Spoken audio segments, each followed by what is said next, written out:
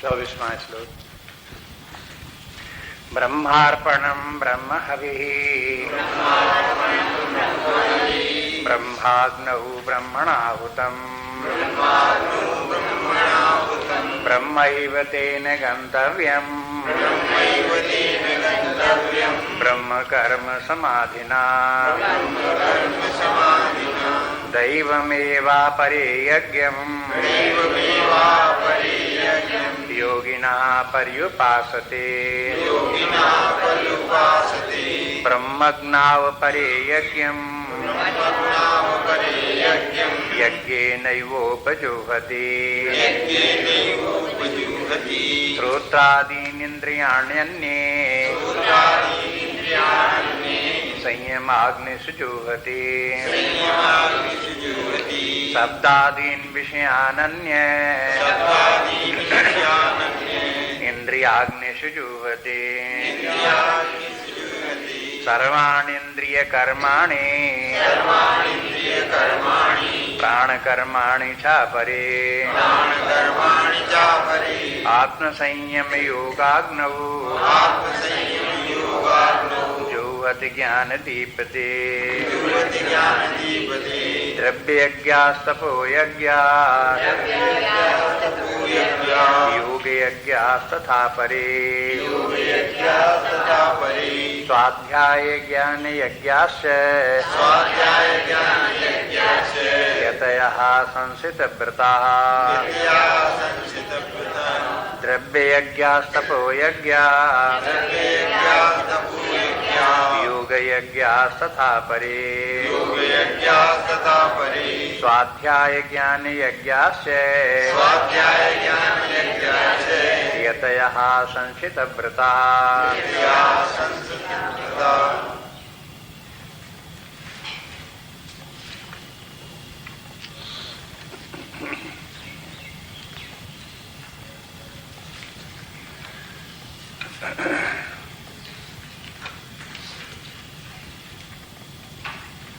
सामान्य रूप से यज्ञ कर्म है। जो शास्त्र वेद कर्म हैं, वेदों में जिस प्रकार से कर्म करने का विधान बताया गया वो यज्ञ कर्म है।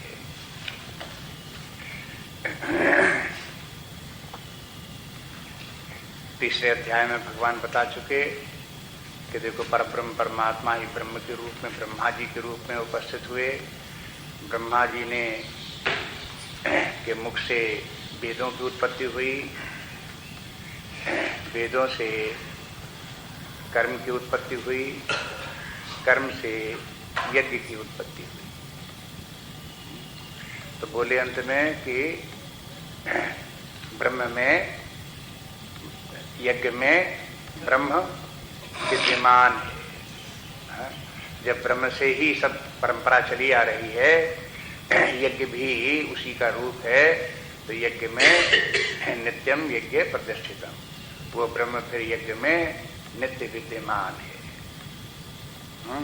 तो यज्ञ क्या हो गया? परमात्मा स्वरूप हो गया। उसमें जो तत्व जो है यज्ञ का परमात्मा ही है, लेकिन ऊपर से क्या है? ये कर्म का रूप है। यज्ञ की उत्पत्ति कर्म से हुई, इसलिए यज्ञ कर्म स्वरूप है। अब कर्म के माने क्या हुआ? कर्म अनेक प्रकार के हो गए। उन कर्मों से जो यज्ञ हुए तो नाना रूप जो है यज्ञ, जिन कर्मों से साधना हो और परमात्मा तक पहुंचे, वो सब के सब वो हो कर्म यज्ञ कर्म हो गए। नाना प्रकार की साधनाएं स्थूल से लेकर के सूक्ष्म तक जितनी हैं, वो सब साधनाएं ही एक प्रकार से यज्ञ कही जा सकती हैं। फिर देखेंगे इसमें यही जो पहले जो कर्म है शारीरिक और इंद्रियों का कर्म और वाणी इत्यादि का कर्म है, ये कर्म भी यज्ञ कर्म है। लेकिन फिर ये कर्म उपासना रूप हो जाता है तो भी यज्ञ कर्म है, उपासना से ज्ञान रूप हो जाता है तो भी यज्ञ कर्म है। ज्ञान में जब तक व्यक्ति अपने जीव भाव को परमात्मा में निवेशित करके ब्रह्म भाव को प्राप्त करने का प्रयास कर रहा है, यद्यपि वो प्रॉपर्टी कर्म नहीं है तो भी कर्म है। यज्ञ ज्ञान की प्रधानता है, उस ज्ञान की प्रधानता से वो जो अविद्या से निवृत्त होने का प्रयास कर रहा है वो भी अंततः एक कर्म है, इसलिए वो भी यज्ञ, इसलिए यज्ञ। तो आप देखते हैं कि यह भगवान ने प्रारंभ किए, यज्ञ को प्रारंभ किया ऊपर से, पहले सब परमात्मा ही है, इस प्रकार की बुद्धि को बनाना, परमात्मा में लगाना कि सब सर्वत्र ब्रह्म ही विद्यमान है, ब्रह्म से अतिरिक्त और कहीं कुछ नहीं है, सारा जगत नाम रूपात्मक जगत ब्रह्म ने, परमात्मा ने ही जगत का रूप धारण किया है, जीवों को रूप धारण किया हुआ है, इसलिए तत्वता सब परमात्मा ही है, ऐसी बुद्धि बनाना यज्ञ। उपासना करना कि परमात्मा के गुणों का स्मरण करना, उसकी लीलाओं का स्मरण करना, ये भी जो वो हो बोले कि देखो ये भी यज्ञ है। क्यों कि उसकी उपासना करने से परमात्मा के, देवता के जो महिमा है वो अपने अंदर भी अवतरित होती है, अपने पाप दूर होते हैं, मलिनता दूर होती है, विक्षेप दूर होते हैं, चित्त की शांति आती है, स्वच्छता आती है, इसलिए ये सब उपासना भी यज्ञ हो गई। फिर इस प्रकार का भी परोक्ष ज्ञान वाला जो ये भी यज्ञ है, पहले ये विज्ञान वाला यज्ञ बोल दिए, उपासना का यज्ञ बोल दिए, ज्ञान का यज्ञ हो गया, ज्ञान का माने परोक्ष ज्ञान का यज्ञ, परमात्मा को परोक्ष रूप से जानना, शास्त्र का अध्ययन करना, श्रवण करना, समझना, और ये भी समझना कि देखो ये जीव भाव जो हमें अपने आप में लग रहा है ये जीव मिथ्या है, वास्तव में इसका स्वरूप आत्मा है, इस प्रकार से समझने का प्रयास करना भी एक यज्ञ है। उसके बाद में बोले कि अब और आओ, बुद्धि से नीचे उतर करके आओ, मन के स्तर पर यज्ञ करो, इंद्रियों के स्तर पर यज्ञ करो। देखो याद रखने के लिए तरीका अच्छा है, इस क्रम से एक एक नीचे उतरते आओ। पहले तो ये बौद्धिक स्तर के ऊपर जो परमार्थ है, उसके बाद फिर मन के स्तर पर, मन का संयम जो है वो भी यज्ञ है, माने इंद्रियों के द्वारा विषयों का अगर प्रयोग में लाओ, उनका भोग प्राप्त हो, लेकिन मन संयमित रहे, मन में उन विषयों की कामना न हो, उनमें आसक्ति न हो, उनमें लिप्त न हो, विषय प्राप्त हो इंद्रियों को, लेकिन वे विकार उत्पन्न न करने पावे। इस प्रकार से यदि अभ्यास कर रहे हैं तो ये भी एक यज्ञ हो गया।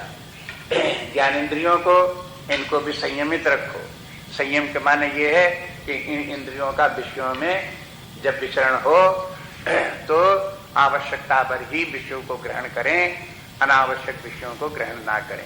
जितना जीवन धारण करने के लिए इन विषयों की आवश्यकता है उतना तो इनका उपयोग करें, और इंद्रियों को सुख पहुंचाने के लिए इन विषयों का प्रयोग ना करें।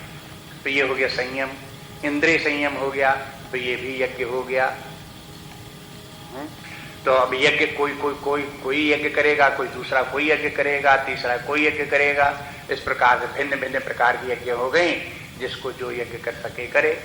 अब जब उससे नीचे से उतरे तो उसके बाद यहाँ प्राण यज्ञ हो गया, फिर कर्मेंद्रिय यज्ञ हो गया। प्राण यज्ञ कैसे हो गया? ये जो प्राण है इसको भी संयमित रखो, आत्म संयम योग से इनका संयम करो प्राण का। प्राण का यहाँ भी वर्णन है, प्राण का आगे भी वर्णन है। प्राण का जो है वो दो प्रकार से, प्राण के जो वो यज्ञ, प्राण यज्ञ दो प्रकार से करो। एक तो यहाँ जब बोले तो पांचों प्राणों की बात बोल दी, पांचों प्राण, प्राणन क्रिया, अपानन क्रिया, व्यानन क्रिया, समानन क्रिया, उदानन क्रिया, ये सब पांचों प्रकार के प्राण की क्रियाएं संतुलित रूप से होती रहें, तो यह एक यज्ञ हो जाएगा। पांचों प्राणों की पांच क्रियाएं प्रायः व्यक्ति को जो है वो समान रूप से संचालित नहीं होती। पांच प्रकार की क्रियाएं, कहीं किसी क्रिया में कमी हो जाती है और किसी में अधिकता हो जाती है। तो जहां ये हो गया तो वो असंतुलन हो गया और संयम नहीं रहा। इसलिए प्राण को भी पहचानो। जब पहले प्राण को पहचानोगे तो प्राण संयम होगा। जब प्राण को जानते ही नहीं तब क्या होगा? प्राण जो है क्रिया शक्ति है। जैसे श्वास ले रहे हैं तो ये मुख्य प्राण है, उसके द्वारा श्वास आ जा रही है। इस श्वास के आने जाने की क्रिया को भी संतुलित रखना चाहिए। इसके माने ये है कि ये जो श्वास आने जाने का कार्य कर रही है, ये फेफड़ों को, रक्त को शुद्ध करने वाला कार्य करती है। इसमें ऐसा भी नहीं कि बहुत धीरे श्वास लेते रहो तो वो रक्त स्वच्छता रक्त की होगी नहीं। बहुत ज्यादा जो श्वास लेते रहोगे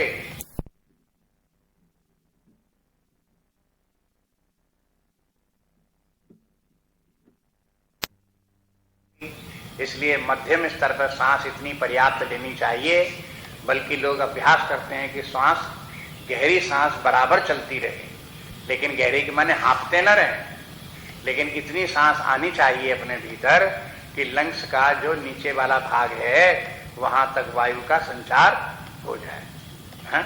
अगर आधे लंग्स के होल्स जो है वो काम करते हैं, आधे काम नहीं करते हैं, तो क्या हुआ? गड़बड़ हुआ कि नहीं हुआ? हाँ? जब ये गड़बड़ हुआ तो इसको कहते हैं ठीक करो। अगर आपने इसको ठीक किया तो क्या हुआ? प्राण यज्ञ हो गया। इसलिए जो ये है इस प्रकार से यज्ञ करते हो। इसी तरह से अपान यज्ञ भी। अपान में जब हम श्वास को गहरी लेते हैं तो उसे अपान कहते हैं, भीतर तक श्वास जब जाती है तो। अब फिर समान हुआ, माने सारे शरीर में अब फिजिकल एक्टिविटी भी इतनी होनी चाहिए कि सारे शरीर का रक्त संचार होता रहे,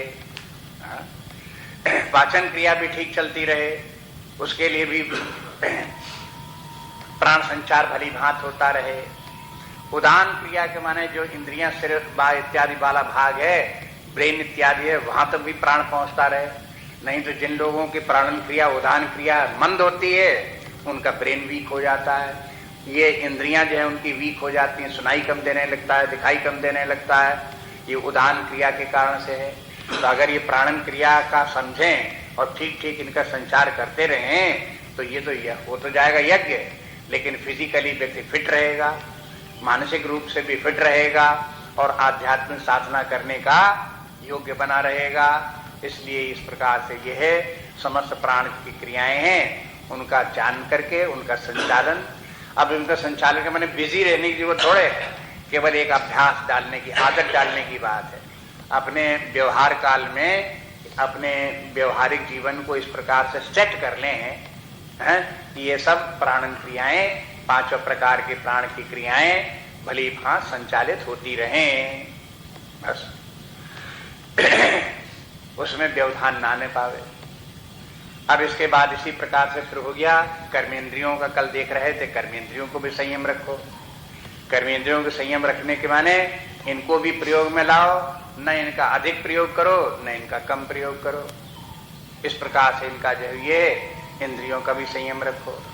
वाणी के संबंध में जैसे उदाहरण के रूप में आप देख लिया कि वाणी के माने न तो ऐसा है कि बिल्कुल न बोलो, न ऐसा ही है कि बहुत बोलो। तब ये जो वाणी का संयम हो गया। अतिशय भलो न बोलबो और अतिशय भली न चुप। अतिशय भलो न बरसबो और अतिशय भली न धूप। क्या हुआ? ये मैंने एक शिक्षा हो गई, ये वाणी संयम हो गया।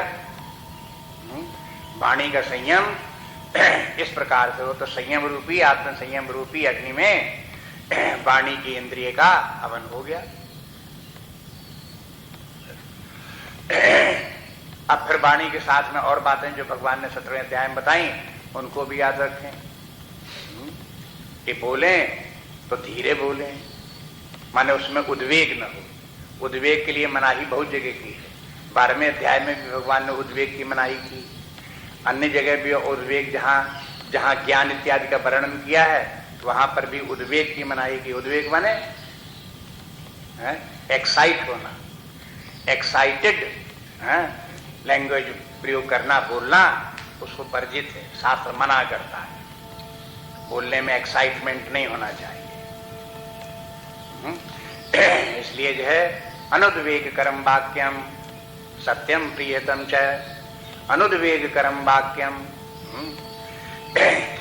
12वें अध्याय में कहते हैं कि ऐसे रहो, न दूसरा कोई बोले या कुछ करे तो उससे अपने आप को उद्विग्न न होने दो, और अपने आप ऐसा कोई कार्य न करो, ऐसा बोलो नहीं कि जिसके के कारण दूसरे के मन में उद्वेग उत्पन्न हो। उद्वेग, अपने अंदर उद्वेग उत्पन्न करना अथवा दूसरे के अंदर उद्वेग उत्पन्न करना अपराध है। कहां अपराध है? धर्मापराध है। ये सरकारी कानून का अपराध नहीं है। देखो, सरकारी कानून और धर्म, इनके नियम अलग अलग चलते हैं, इनके दोनों के आधार अलग अलग हैं। जहां सरकारी कानून काम नहीं करता वहां यह धर्म वाला कानून वहां पर भी विद्यमान है। इसलिए जो है ये धर्म वाला जो कानून जो है उसे भी जानना चाहिए। कानून तो ठीक, सरकारी कानून नहीं जानोगे तो वहां भी अड़चन में पड़ जाओगे, दिक्कत में हो जाएगी, झगड़ा के साथ खड़ा हो जाएगा, सरकारी विरोध हो जाएगा, सजा मिलने लगी। इसलिए उसको भी जानो, लेकिन धर्म को जानो। धर्म के अनुसार ये है कि न स्वयं उद्वेग अपने मन में लाओ, न दूसरे के मन में उद्वेग उत्पन्न होने दो। वाणी इस प्रकार की बोलो, अनुद्वेग करम वाक्यम, याद रखो। बात ये कि हम लोगों के लिए प्रैक्टिस करने के लिए ये एक बहुत महत्वपूर्ण पॉइंट है, अनुद्वेग करम वाक्यम।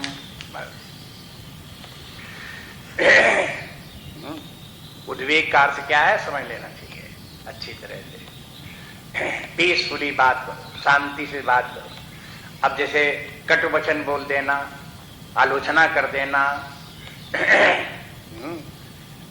झिड़क देना, ये सब जो है उद्वेग उत्पन्न करने वाले हैं। ये सब उत्पन्न न हो। अनुद्वेग करम वाक्यम।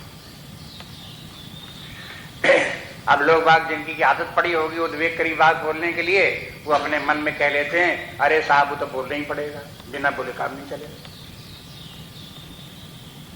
ये कहां से आ गया? ये जब व्यक्ति के जिस प्रकार के संस्कार बन जाते हैं तो वो फिर उसके स्वभाव के व्यवहार को जस्टिफाई करते हैं। हाँ? लेकिन शास्त्र कहता है कि देखो, अपने विचारों को, अपनी पूर्व धारणाओं के आधार पर अपने व्यवहार को और अपने जीवन को जस्टिफाई न करो। जो शास्त्र कहता है उसको मानने की कोशिश करो। तुम्हारे जस्टिफिकेशन करने से तुम्हारी समस्या हल नहीं होगी। उद्वेग, अपने मन में उद्वेग होगा तो भी दुख होगा। यदि हम ऐसा व्यवहार करें, कार्य करें जिससे दूसरे के मन में उद्वेग हो तो भी हमको दुख होगा। ऐसा नहीं है कि हम खुश हो गए दूसरे के मन में उद्वेग करके। हाँ, वो तो एक ऐसी इन्फेक्शस डिसीज है कि दूसरे के अंदर पैदा होगी तो भी हमारे ऊपर इफेक्ट करेगी, हमारे अंदर पैदा होगी तो भी हमें इफेक्ट करेगी। इसलिए जो ये है अनुद्वेग कर्म वाक्यम होना चाहिए। ये सब हो गया संयम। इतना विस्तार से है तो वाणी के संबंध में इसलिए बता दिया। ऐसे ही अन्य इंद्रियों की भी, कर्म इंद्रियों की बात है, हाथ से, पैर से, इनसे सबसे भी इनमें संयम बरतने की आवश्यकता है। संयम पूर्वक इनका कार्य होना चाहिए। हाथों से भी कार्य बिल्कुल न काम करना भी ठीक नहीं है और बहुत काम करना भी ठीक नहीं है। संतुलित रखो उसके लिए। अधिक काम करेंगे तो भी हानिकारक होगी, स्वास्थ्य के लिए हानिकारक होगी और बुद्धि के लिए भी हानिकारक होगी। जो लोग हाथों से, पैरों से, शरीर से ज्यादा कार्य करते हैं फिर उनके बुद्धि का कार्य जो है वो मंद हो जाता है, उसके ऊपर इफेक्ट पड़ता है।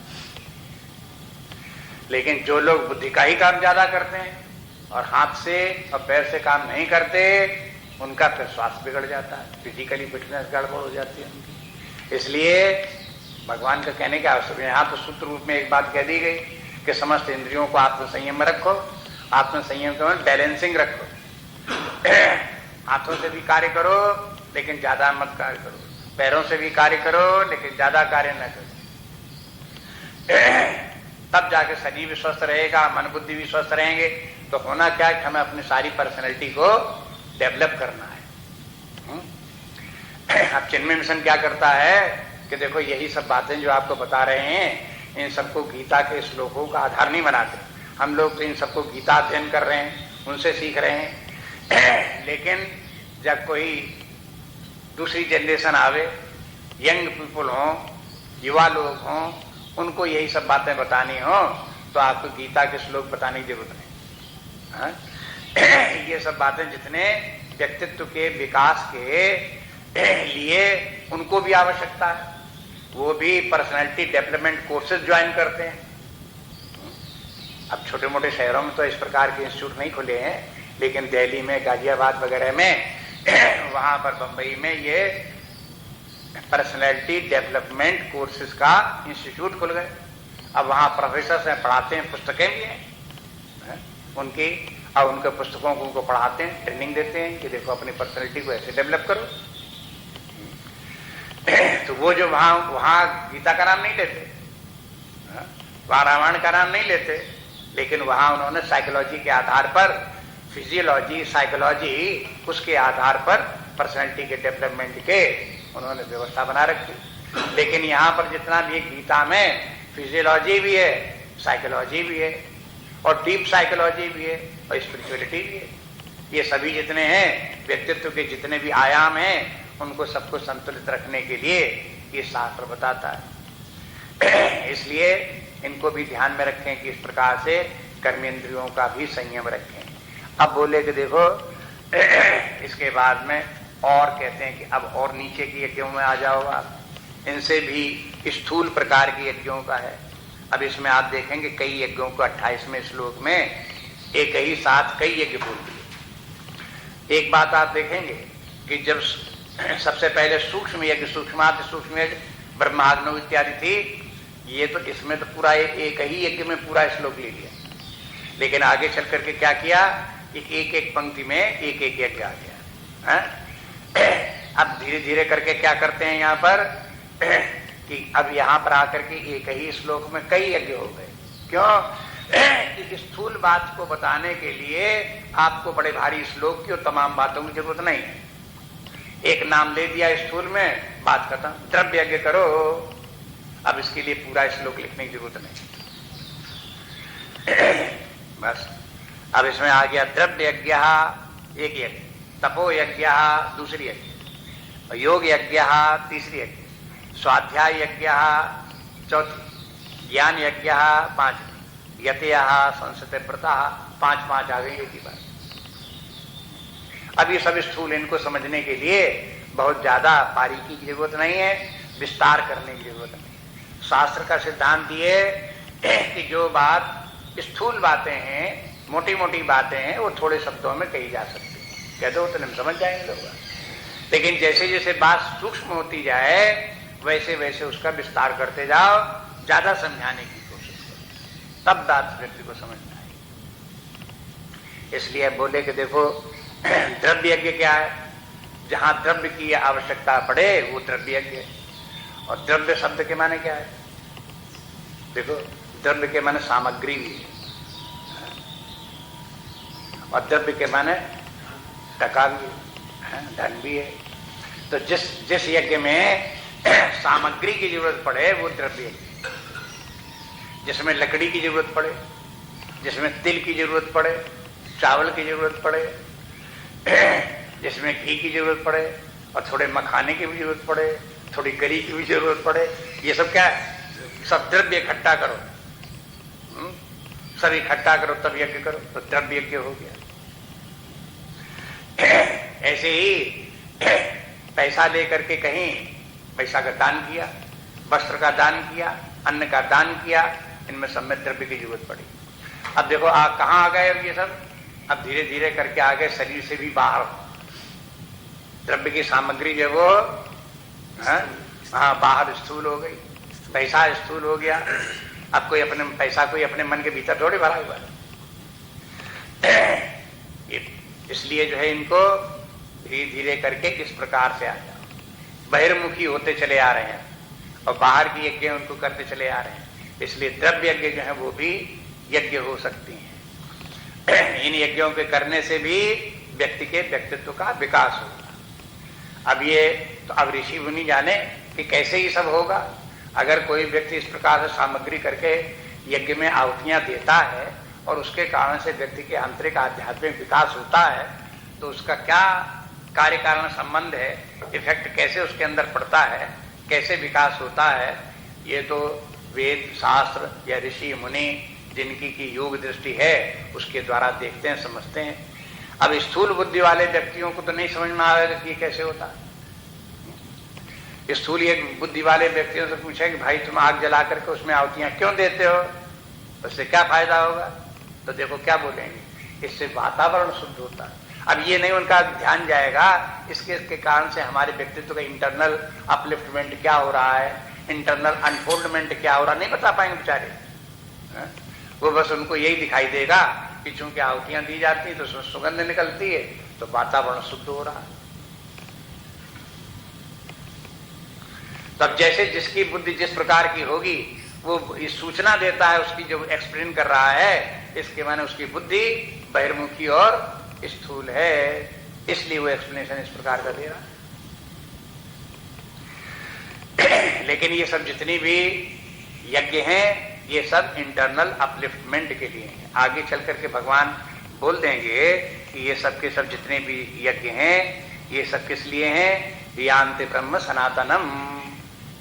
ये सब यज्ञ व्यक्ति को यान्ति, वो व्यक्ति जाता है या ले जाया जाता है, ब्रह्म सनातनम, वो सब ये यज्ञ करने वाला सनातन ब्रह्म की तरफ जाता है, वहां पहुंचा दिया जाता है। जितने भी प्रकार के यज्ञ हैं वे सबके सब कहां पहुंचा दे रहे हैं? परमात्मा को पहुंचा दे। माने एक ही यज्ञ वहां तक नहीं पहुंचा देगा, लेकिन एक यज्ञ दूसरी यज्ञ में, दूसरा दूसरी में, दूसरे दूसरी में, वहां तक पहुंचा देगा। पुराणों में इस प्रकार से वर्णन आता है कि जो जीव शरीर छोड़ करके ब्रह्म लोक जाने के अधिकारी होते हैं, वो जीव कैसे जाते हैं? वो यहाँ से पहले गंधर्व लोक जाते हैं। गंधर्व लोक का जो स्वामी अधिपति है वो उनको पितृलोक पहुंचा देता है। पितृलोक का अधिपति है वो उनको आजानज लोक पहुंचा देता है। आजानज लोक का जो अधिपति है वो उनको स्वर्गलोक पहुंचा देता है। स्वर्गलोक का अधिपति उनको जो है वो ब्रह्मलोक पहुंचा देता है। वहां का जो अधिपति है वो ब्रह्मलोक पहुंचा देता है। ऐसा क्यों बोलते हैं? ये कोई बाहर ऐसे थोड़ी है, अपने भीतर ही व्यक्ति जो एक साधना करता है, जो एक दर्जे की साधना करता है वो दूसरे दर्जे में पहुंच जाता है, दूसरे दर्जे की साधना करता है तीसरे दर्जे में पहुंच जाता है, तीसरे दर्जे की साधना करता है अपने भीतर चौथे दर्जे पहुंच जाता है। अपने व्यक्तित्व के कई कक्षाएं हैं अपने व्यक्तित्व के विकास की, तो एक कक्षा का व्यक्तित्व का विकास वो दूसरी कक्षा में पहुंचा देता है। इसलिए पहुंचाते पहुंचाते कहां तक पहुंचा देता है ये सब? अंततः यान्ति ब्रह्म सनातनम। बस जहां सनातन ब्रह्म है वहां तक इन साधनाओं के द्वारा क्रमशः आप पहुंच जाओगे। बताओ, पहले दर्जा पढ़ने वाला व्यक्ति कभी एमए पास करेगा कि नहीं करेगा? है? और पांचवें पढ़ने वाला वो कभी एमए पास करेगा कि नहीं करेगा? है? पांचवी कक्षा कहां ले जा रही व्यक्ति को? पहली कक्षा व्यक्ति को, छात्र को कहां ले जा रही है? 10वीं कक्षा उस पढ़ रहा है तो वो उसे कहां ले जा रही है? अंत में ले तो जा रही है एमए की तरफ। चाहे जिसमें इतनी कक्षाएं उनमें जहां जहां से साधना कर रहा है। इसी तरह से अध्यात्म साधना में भी चाहे कोई मूर्ति पूजा कर रहा हो, चाहे वो माला जप रहा हो, चाहे वो ध्यान कर रहा हो, चाहे तपस्या कर रहा हो, चाहे स्वाध्याय कर रहा हो, सब साधनाएं उसको कहां ले जा रही हैं? यान्ति ब्रह्म सनातनम। इसको याद कर, माने ये सिद्धांत फंडामेंटल्स हैं ये वेदांत अध्यात्म विद्या की, सब वहीं तक अंततः ले जाते हैं। इसलिए कहीं किसी की निंदा स्तुति नहीं है, किसी की भलाई बुराई नहीं। अगर एक विद्यालय में 12 कक्षाएं 16 कक्षाएं हैं और सब कक्षाओं में छात्र पढ़ रहे हैं, तो क्या ऊंची कक्षा का छात्र नीची कक्षा के छात्र की निंदा करे? हाय हाय तुम कितने खराब कक्षा में पढ़ रहे हो, तुम तो बिल्कुल बेकार है, ऐसे बोले? अरे कहे भैया तुम भी तो कभी इसी कक्षा में पढ़े हो, तुम क्या निंदा करते हो उसकी? तुम नहीं पढ़े इस कक्षा, कैसे निंदा करेगा? इसी प्रकार के साधनाओं में चाहे मूर्ति पूजा करे और चाहे ध्यान यज्ञ करे, चाहे जिस प्रकार की करे, लेकिन वो उसकी कहीं किसी की निंदा, किसी की सब अपने अपने स्थान पर अपनी अपनी साधना आगे पीछे कर रहे हैं और सब आगे बढ़ते हुए अंततः वहीं तक पहुंचेंगे। इसलिए द्रव्य यज्ञ की भी निंदा नहीं। अगर द्रव्य यज्ञ में साकल सामग्री लेकर के आहुतियां दे रहे हैं, अरे क्या बेवकूफ है, उतना उसमें सामग्री इकट्ठी करो, घंटों यज्ञ करो, अब ये सब कर रहे हैं, इससे अच्छा है अपने बैठो परमात्मा का ध्यान करो, कितना आसान है। लेकिन जिनको आसान कर सकते हैं वो तो उनके लिए वही ठीक है, जिनसे बहिर्मुखी वृत्ति है उनको तो यज्ञ ही ठीक है। इसलिए जो जिनके लिए ठीक है उनके लिए वही साधना ठीक है, निंदा किसी की। इस प्रकार से जो है ये है द्रव्य यज्ञ हो गई। द्रव्य यज्ञ, तपो यज्ञ और तपस्या रूपी यज्ञ।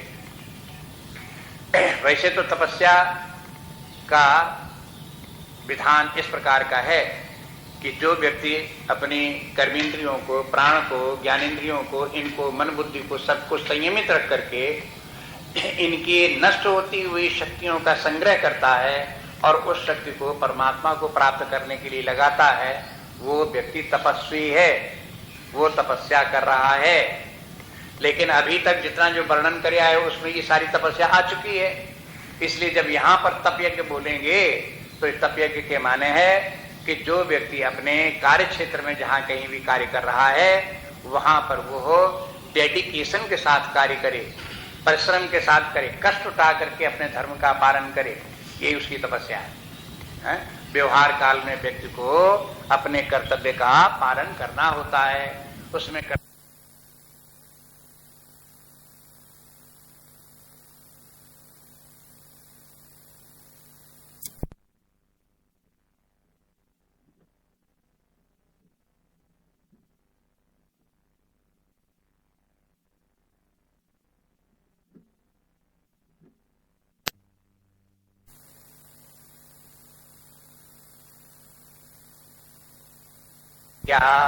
तपस्या रूपी यज्ञ करो।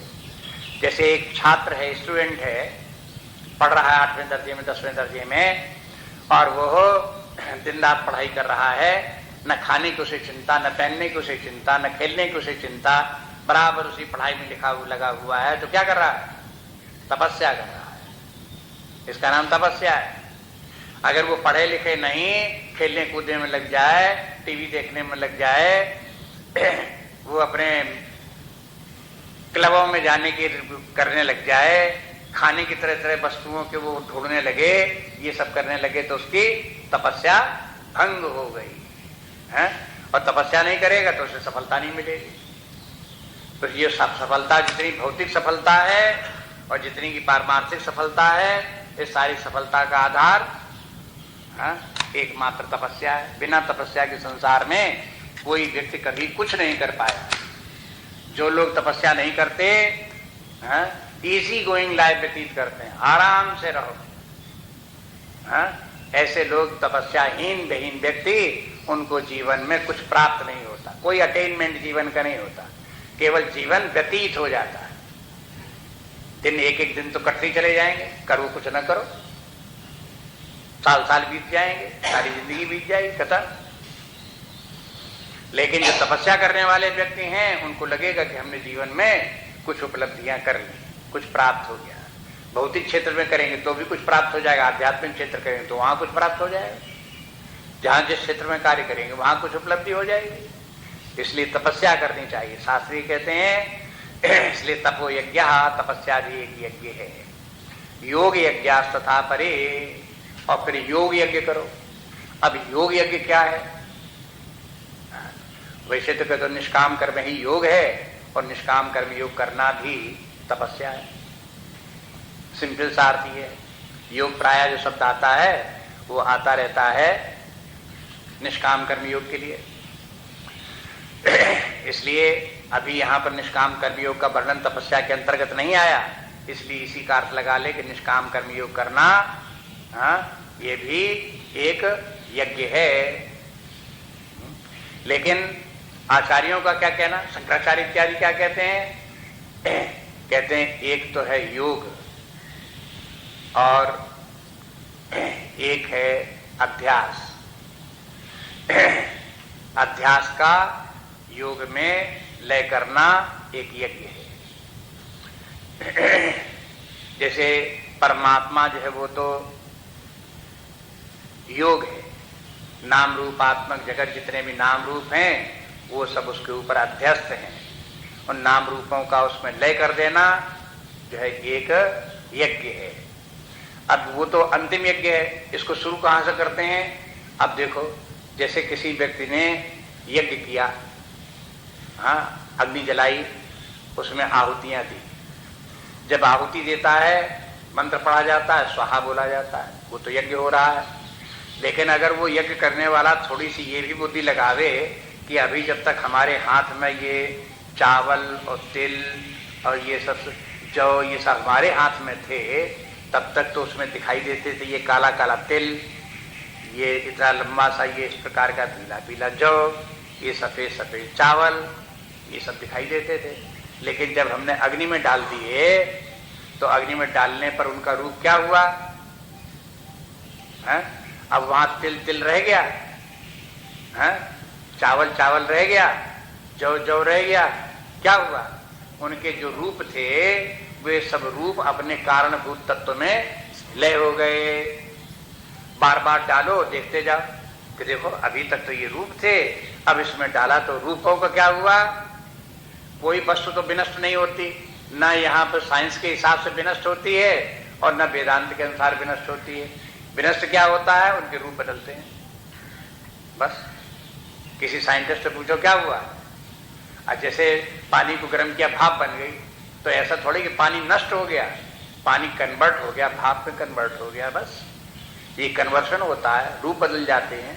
इसी प्रकार से हमने जो है उसके जो उनके रूप थे अग्नि में जब डाला उनको सबको, तो उनके रूप अपने कारणभूत तत्व में लय हो गए। बस इसको वहां यज्ञ करते हुए इसकी एक्सरसाइज करो, मेंटल एक्सरसाइज। कहो कि सारे संसार में ऐसे ही होता है, अब सब जगह देखो। अब एक घट को देखो, आप घट का जिसका प्रयोग कर रहे थे, पानी भर रहे थे, एक दिन फूट गया तो उसका घट का जो रूप था उसका क्या हुआ? मिट्टी में लय हो गया। एक सरोवर के किनारे बैठ करके देखो कि तरंगे उछलती कूदती हैं, पानी के भीतर चली जाती हैं, तब तरंगों को क्या होता है? तरंगे अपने कारणभूत तत्व में लीन हो जाती हैं। सब जगह इसी प्रकार से देखो। और फिर अपने शरीर को देखो, ये शरीर का कारणभूत तत्व क्या है? पंचमहाभूत। ये शरीर भी समाप्त हो गया, मिट्टी मिट्टी में मिल गई, पानी पानी में मिल गया, सब में मिल गया। शरीर का भी इसी प्रकार से हो रहा है, सबके शरीरों को हो रहा है, शरीर का इसी प्रकार पंचमहाभूतों में जा रहा है। हाँ? तो पंचमहाभूत हो गए यज्ञ, और शरीर हो गया, शरीर का रूप हो गया, उसका अध्यास, वो उसके अंदर जो है उसमें उपाधि हो गया, उपाधि उसमें जो वो योग में जो तत्व है उसमें लीन हो गया। इसके माने जो कार्य है और कारण है, तो कार्य को कारण में लीन करने की मेंटल एक्सरसाइज इस बाह्य जगत में सर्वत्र करना एक यज्ञ है, ये कहने का। सर्वत्र देखो, जहां जितनी जो कोई वस्तुएं दिखाई देती हैं, आपको एक पेड़ दिखाई दे रहा है, तो पेड़ तो हो गया उसका रूप। हाँ, अब उत्पन्न कहां से हुआ? किस मिट्टी पानी से उत्पन्न हुआ? अगर ये जल गया, खाक हो गया, उसी में जाकर मिट्टी पानी फिर मिल गया। तो एक है कारण और दूसरा है कार्य। कार्य के रूप जो है वो उसके कार्य हैं, और कारण जिसका तत्व है जिसमें जाकर विलीन हो जाते हैं। इसी प्रकार से अब अभ्यास करते करते बुद्धि में ये देखो कि जितने भी नाम रूप हैं वे अंततः अपने कारणभूत तत्व में लीन हो जाते हैं। अगर पृथ्वी भी एक रूप है तो इसका क्या होगा? अगर सूर्य भी एक रूप है तो इसका क्या होगा? ये भी अपने कारणभूत तत्व में ये भी सब लीन हो जाएंगे। बस इस प्रकार का अभ्यास करो कि जगत ऐसा ही है, और जगत का अधिष्ठान तत्व एक परमात्मा सर्वत्र अनादि अनंत होकर के विद्यमान है। बस वो सबका अधिष्ठान है, अंत में जाकर के सब उसी में लीन हो जाते हैं।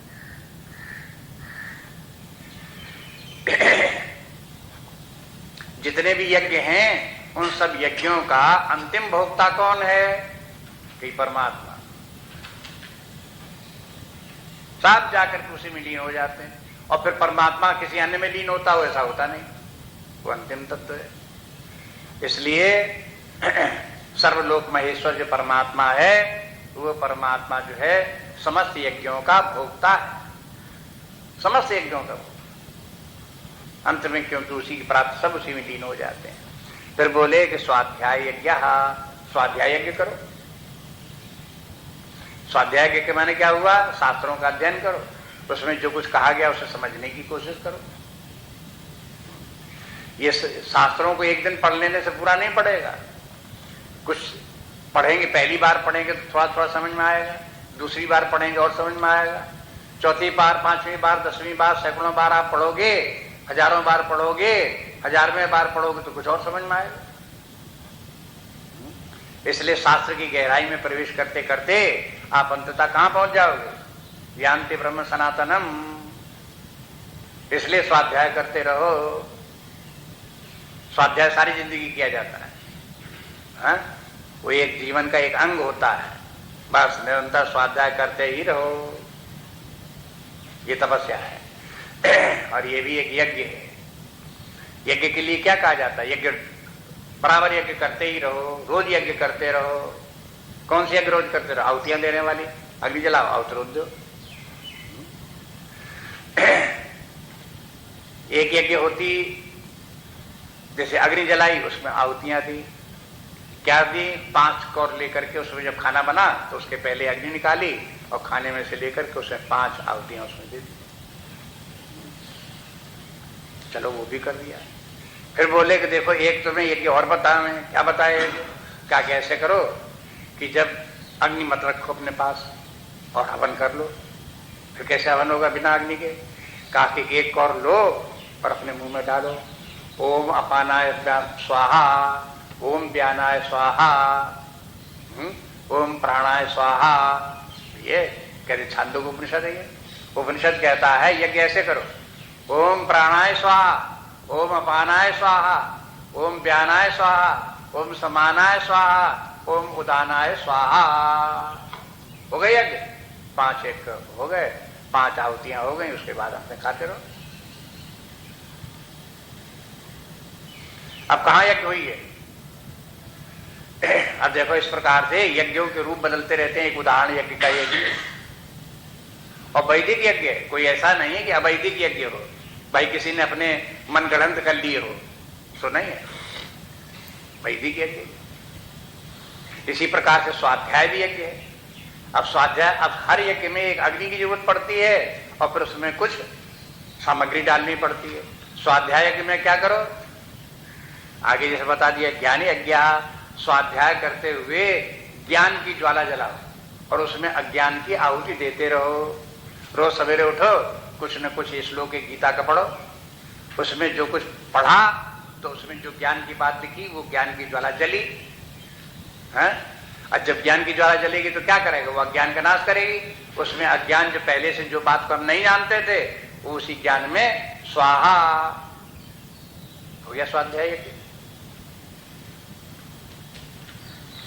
देखो आप लोगों को, प्रायः स्थूलवादी व्यक्तियों को जब इस प्रकार की बात कहो तो कहेंगे देखो आसान करने के लिए, कल्पना करने के लिए कर ली। असली यज्ञ तो वो है जबकि इतनी सामग्री इकट्ठा करो तब होगी। लेकिन शास्त्र ये कहता है कि असली यज्ञ जितनी सूक्ष्म होगी उतनी ही असली यज्ञ है और जितनी स्थूल होगी उतनी ही नकली यज्ञ है, बनावटी यज्ञ है। देखो यही सब माया का जाल यही है कि उल्टा सूझा करता है। इसलिए शास्त्र की जरूरत पड़ती है। शास्त्र सुझाएगा कि सही दृष्टि क्या है। जितना ही आपने स्थूल बाहरी फैलाव फैला दिया वो उतना महत्वपूर्ण नहीं है। हाँ? वो जितना कि महत्वपूर्ण आंतरिक है, सूक्ष्म है। प्राण के स्तर पर आ गया, सूक्ष्म हो गया। ज्ञानेंद्रियों के स्तर पर आ गया, मन बुद्धि के स्तर पर आ गया और अधिक सूक्ष्म हो गया और अधिक सूक्ष्म, अधिक महत्वपूर्ण हो गया। अब जब आप ध्यान दोगे तो आप पता लगेगा कि देखो स्थूल शरीर तो स्थूल है, ये स्थूल शरीर है, स्थूल लिखा हुआ स्थूल शरीर है। अब स्थूल शरीर ज्यादा महत्वपूर्ण है कि प्राण और कर्मेंद्रिय? ये प्राण ज्यादा महत्वपूर्ण है। हाँ? स्थूल शरीर तो स्थूल है लेकिन प्राण तो सूक्ष्म है। अब सूक्ष्म प्राण महत्वपूर्ण तब तक जब तक प्राण शरीर में है, तब तक ये शरीर का संघात भी बना हुआ चला हुआ है। अगर प्राण शरीर से अलग कर दो तो शरीर की दशा क्या है? पंचमहाभूत रह गए। फिर इसलिए शरीर का क्या महत्व प्राण के सामने? प्राण बहुत अधिक है लेकिन प्राण है सूक्ष्म, स्थूल शरीर ज्यादा महत्व दिखाई देता है। स्थूल ही शरीर सब कुछ है। इस तरह से आप देखेंगे, प्रत्येक विषय ध्यान में देंगे, जो जो सूक्ष्म है वो उसकी महत्ता उसी की अधिक है। इस तरह से अगर हमने अपने अंदर ही ज्ञान की अग्नि जला करके उसमें अज्ञान की आहुति दी तो ये बहुत अच्छी यज्ञ है, बड़ी श्रेष्ठ यज्ञ है, बड़ी कल्याणकारी यज्ञ है। जो स्थूल यज्ञ हैं उनसे कहीं अपेक्षा ये ज्यादा श्रेष्ठ यज्ञ है।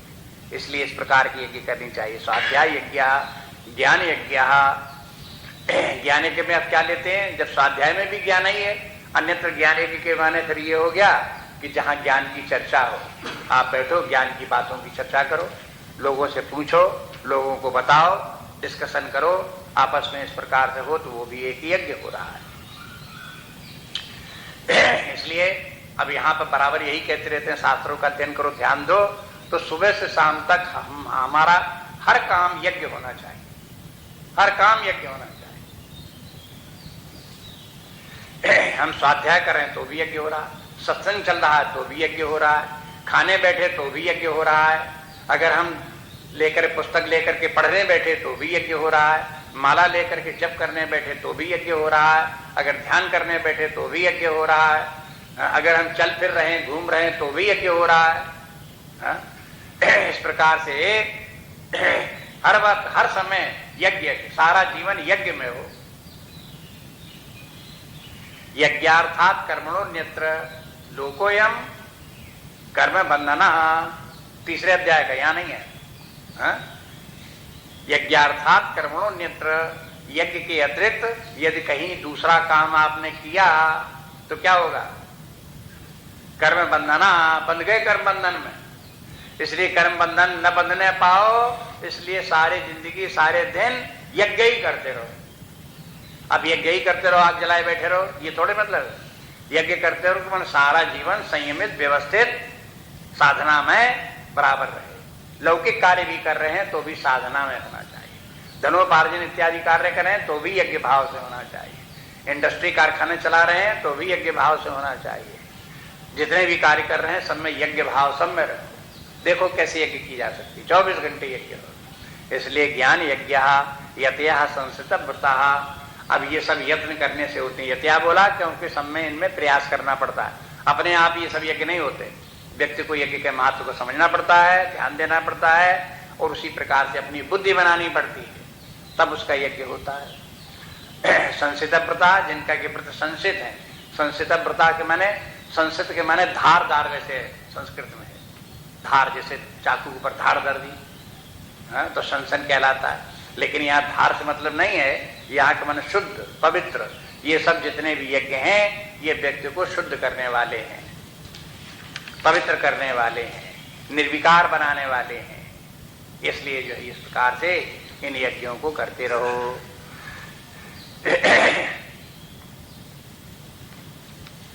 अगला श्लोक देखिए।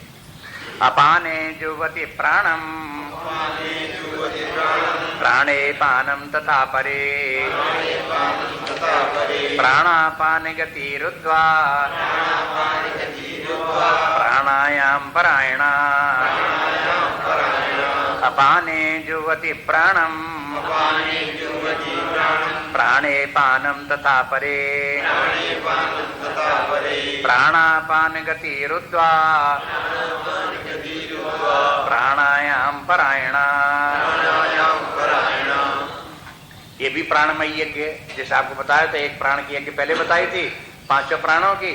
अब यहाँ ये प्राणायाम वाली यज्ञ है, ये भी प्राण की यज्ञ है लेकिन प्राणायाम की यज्ञ है। योग शास्त्र में प्राणायाम 3 प्रकार के बताए गए, पूरक, रेचक, कुंभक। ये 3 प्राणायाम के 3 भाग बता दिए। और फिर जो कुंभक है उसके 2 रूप बता दिए गए, एक बाह्य कुंभक, एक आंतरिक कुंभक। इस प्रकार से ये है 4 प्रकार का, कह सकते हो 3 प्रकार का अथवा 4 प्रकार का, ये 4 प्रकार का प्राणायाम है। फिर बाकी और लोगों ने फिर विस्तार करते हुए प्राणायाम का तो बड़ा विस्तार किया गया। योगियों ने तरह तरह के प्राणायाम बताए, भस्त्रिका इत्यादि प्राणायाम, जालंधर बंद इत्यादि में सब में प्राणायाम, तरह तरह के प्राणायाम बहुत से हो गए। उन सबको छोड़े केवल इस प्राणायाम में जो भगवान ने इन 3 नाम दिए, तो इन तीनों का रेचक पूरक नाम नहीं दिया, लेकिन उनको एक टेक्निकल शब्द प्रयोग न करके साधारण पब्लिक में जो उनके शब्दों का प्रयोग कर सकते हैं वो बोल दिए। अपाने जुवत प्राणम, अपाने जुवत प्राणम के माने हो गया जो अपान में प्राण का हवन करता है। हवन चूंकि बोलना है, इसलिए बोलने का तरीका ये है कि जब हम श्वास को अपने भीतर ले जाते हैं तो वो प्राण, जो श्वास भीतर जाती है, वो प्राण जब भीतर गई तो अपान में जाती है, नीचे जाने वाली श्वास प्राण है वो अपान है। तो इसलिए इसको कहेंगे पूरक। ये पहला पूरक है, जो श्वास को हम भीतर लेते हैं, ये अपाने जुवति प्राणम, और प्राणे पानम तथा परे। और फिर जब हम अपने भीतर के अपान को बाहर निकालते हैं, तो फिर अब ये हो गया रेचक, बाहर निकालना। तो पूरक हो या रेचक हो, श्वास को हम भीतर ले जाएं चाहे श्वास को हम बाहर निकालें, ये है प्राणायाम है। फिर प्राणापान गति रुद्ध्वा, तब प्राण और पान दोनों की गति को रुद्ध कर दो तो कुंभक हो गया है। अब कहाँ कुंभक करो, अब ये इसमें नहीं बताया गया। चाहे अपने भीतर श्वास रोक करके वहां गति रुद्ध कर दो तो भी अंतर कुंभक हो गया, और बाहर श्वास को निकाल करके वहां रोक दो तो बाह्य कुंभक हो गया। तो इस प्रकार से ये है 3 प्रकार के प्राण और अपान गति रुद्ध्वा रुक गई। तो प्राणायाम प्रायण, जो प्राणायाम प्रायण है, जिनको प्राणायाम में बड़ा इंटरेस्ट है, वे लोग अपने यही यज्ञ करते हैं, प्राणायाम रूपी यज्ञ करते हैं।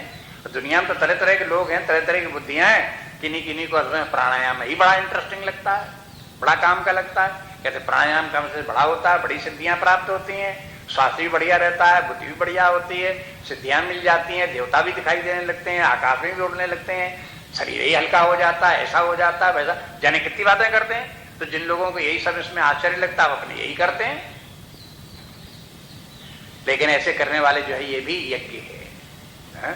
इस यज्ञ से भी व्यक्तियों को लाभ होता है, उनको आध्यात्मिक विकास उनका होता है प्राणायाम के द्वारा। इसलिए इतने प्रकार के प्राणायाम की बात बता दी भगवान। अब इसके बाद देखो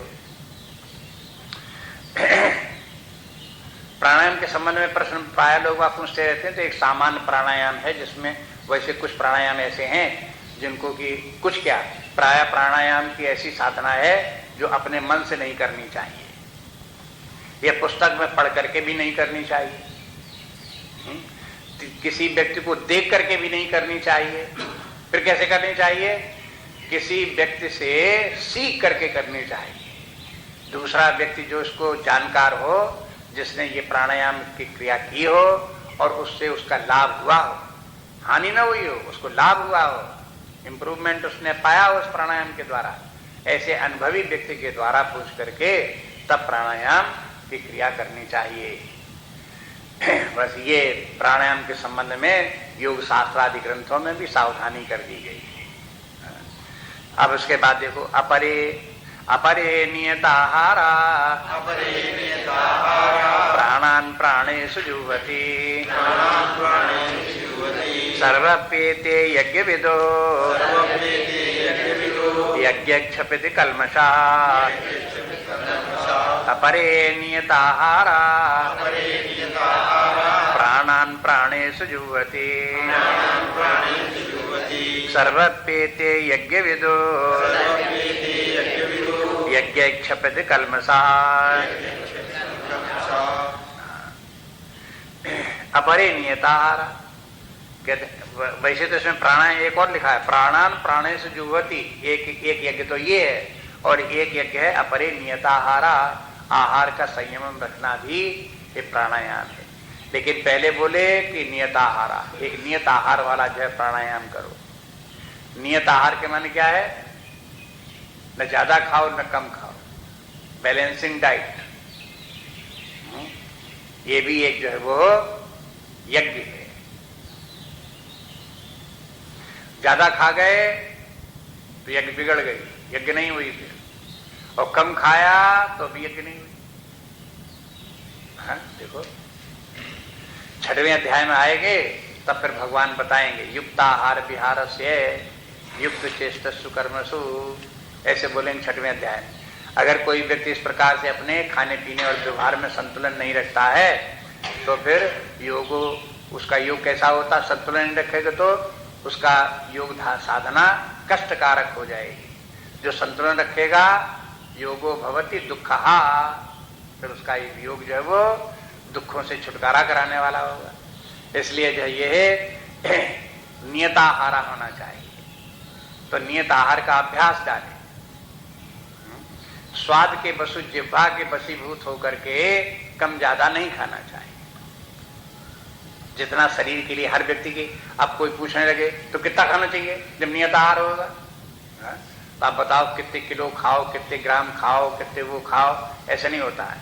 ये हर व्यक्ति को अपने अपने कितने ग्राम खाना है और उसमें क्या क्या खाना है सबको अपनी बुद्धि लगा करके अपने आप देखना पड़ता है। कि हमारे लिए आहार कौन सा आहार, कितना बैलेंस आहार है, बस। न वो ज्यादा है न कम है। अगर ज्यादा होगा तो निद्रा इत्यादि आएगी, आलस लगेगा, अकरास पेट में लगेगी, काम नहीं होगा। अगर कम खाओगे तो शरीर में शक्ति उतनी, एनर्जी जितनी होनी चाहिए वो एनर्जी प्राप्त नहीं होगी, तो भी आलस लगेगा, तो भी काम नहीं होगा, दुर्बलता लगेगी। इसलिए इतना खाओ कि शरीर की शक्ति की पूर्ति हो जाए, और इतना ज्यादा न खाओ कि जिसके कारण से फिर काम करने में अड़चन दिखाई दे या निद्रा इत्यादि आने लगे। तो बहुत बार लोगों को जो निद्रा ज्यादा सोते हैं वो कारण क्या है, वो जितना जरूरत उससे ज्यादा खा लेते हैं, तो नींद आती रही। उससे बचने का उपाय ये है कि ज्यादा मत खाओ, जितना जरूरत भर तो नहीं खाओ बस।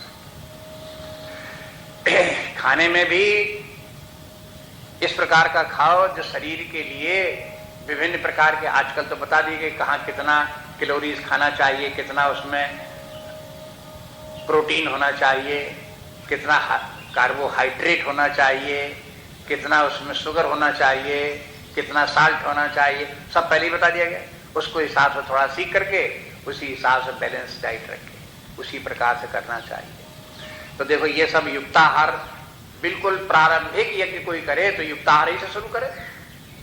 अभी और ऊंची वाले सब यज्ञ होंगी तो आगे चल करके होंगी, लेकिन पहले युक्ताहार करे और उस युक्ताहार में ये सब बातों को सीखे कि कैसे किया जाता है। लेकिन जब आपको पहले बता दिया, जब युक्ताहार करते हुए कोई व्यक्ति प्राणिक और मन बुद्धि की इंद्रियों के करता हुआ और उच्च प्रकार के यज्ञ करने लगेगा, उपासना यदि करने लगेगा, ज्ञान यज्ञ आदि करने लगेगा, तो उसका क्या होगा कि आपको बताया जैसे नीचे की कक्षा का ज्ञान ऊपर की कक्षा के ज्ञान में समाहित होता है, इसी प्रकार से जब ऊंची कक्षा की कोई साधना करेगा तो युक्ताहार अपने आप हो जाएगा।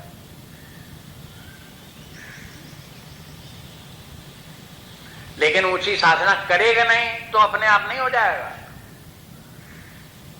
ये भी बात है। स्वाध्याय कर नहीं रहे हैं, उपासना कर नहीं रहे हैं, ध्यान कर नहीं रहे हैं, कहते हैं हमारा जो है जो युक्ताहार अपने आप हो रहा है, कोई अपने आप कुछ नहीं हो रहा है।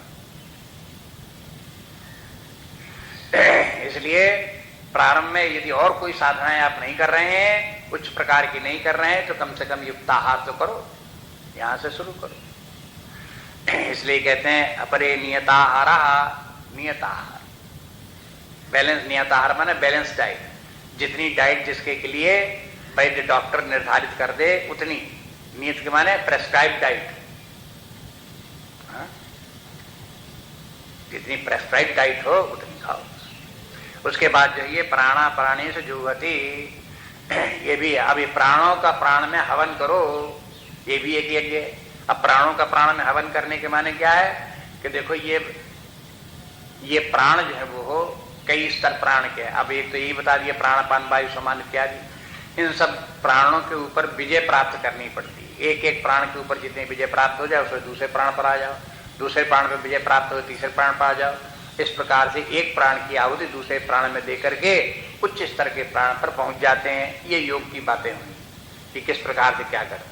सामान्य रूप से ये देखो कि व्यक्ति यदि नियताहार रखेगा तो शरीर के भीतर के जो प्राण संचालन की क्रियाएं हैं वो समान ठीक रूप से होती रहेंगी। हर प्राण अपने अपने स्थान पर ठीक ठीक कार्य करता रहेगा, तो उसे कहेंगे कि प्राण का प्राण में हवन हो रहा है। यदि कोई व्यक्ति खाना किया, खाना सुबह खाता, दोपहर में खाता, शाम खाता, लेकिन उसके बाद सुबह से शाम तक स्फूर्ति के साथ में कार्य करता रहता है, और मैंने कार्य करता मैंने प्राण अपना कार्य कर रहा है, इसलिए प्राण स्पंदन ठीक ठीक हो रहा है, उसमें व्यतिक्रम नहीं हो रहा है, शारीरिक कार्य भी कर रहा है, मानसिक कार्य भी कर रहा है, आंतरिक कार्य भी कर रहा है, बाह्य कार्य भी कर रहा है, और वो सब कार्य यथास्थान अपने अपने ठीक ठीक हो रहे हैं। तो इसके माने क्या हो रहा है, प्राण प्राणों की क्रिया हो रही है, प्राण का प्राण में ही हवन हो रहा है। ये सरल तरीका समझने का।